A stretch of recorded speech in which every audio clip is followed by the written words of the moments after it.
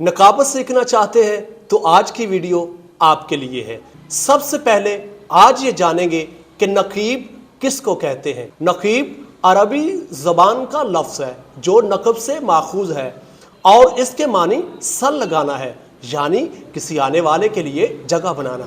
موجودہ دور میں کسی بھی قسم کی محافل کے لیے ایک نقیب اہم ضرورت ہے تاکہ محفل پاک کا حسن اور اس کے انتظام میں خوبصورتی کا عنصر ہمیشہ باقی رہے،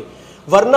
بے انتظامی تمام محنت پر پانی پھیر دیتی ہے۔ ماضی میں زیادہ تر محافل اس طرح ہوا کرتی تھیں کہ قاری صاحب نے تلاوت کی، نعت خواں نے نعت پڑھی اور خطیب صاحب نے اپنی باری پہ خطاب فرمایا اور چل دیے۔ لیکن آج کل نقیب بڑے ہی اچھے انداز میں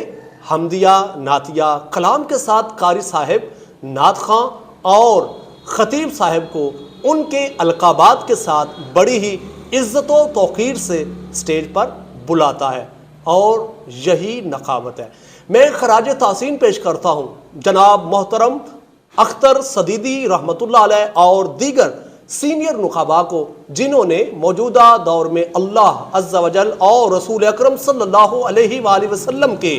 فضل و کرم سے فن نقابت کو فروغ دیا، اور ایسا فروغ دیا کہ آج کل تقریباً ہر محفل میں نقیب اپنی آن بان کے ساتھ موجود ہوتا ہے، اور جس محفل میں مشہور زمانہ نقیب پروگرام کی نقابت کر رہا ہو،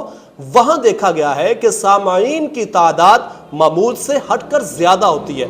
کیونکہ وہ اپنے من موہنے انداز سے ساری محفل کا رنگ دوبالا کر دیتا ہے۔ کامیاب نقیب بننے کے لیے کچھ کامیاب اصول اور ضابطے ہیں، کیونکہ نظم و ضبط ہی